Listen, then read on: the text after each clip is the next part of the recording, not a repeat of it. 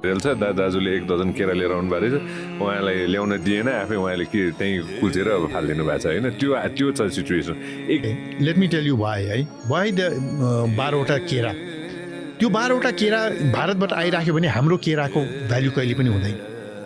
त्यो 12वटा केरामा जति कस्टम तिर्नुपर्ने त्यो गरेर आयो भने अनि हाम्रो किसानको केराको भ्याल्यु हुन्छ नि जुन चाहिँ स्याउ भन्नुभयो जुन चाहिँ अङ्गुर भन्नुभयो त्यो कसरी आयो त त्यसले हाम्रो अङ्गुर भन्दा त्यो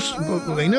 साउथ अफ्रिकाबाट आएको साउथ अफ्रिकाबाट आइरहेछ फलफुल हाम्रो भन्दा चिप कसरी भयो त कोइला अस्ट्रेलियाबाट आइरहेछ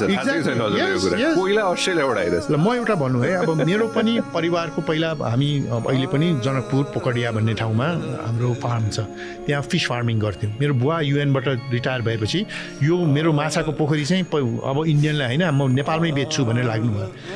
1 वर्ष लागिबक्स्यो सकिबक्स छैन त्यो हाम्रो जनकपुरबाट माछा डाक्टर नारायण केशरी शाहले काठमाडौँ लिएर आएर बेच्न सकिबक्स छैन त्यस्तो छ सिन्डिकेट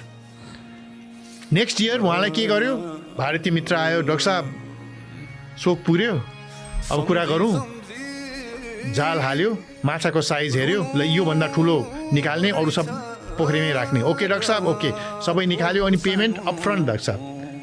हरेक पोखरीको यति हेर्नु ल पेमेन्ट अपफ्रन्ट उसले ट्रकमा हालेर भारत लिएर गयो घुमायो फेरि त्यही माछा आयो मलेखुमा ओ यो त यहीँको माछा भने त्यही माछा खाइन्छ हामीले चाहिँ यो सबै चिज बन्द गर्नलाई यो बोर्डरमा टाइट गरेको यो सबै चिज गरेको हो कि यो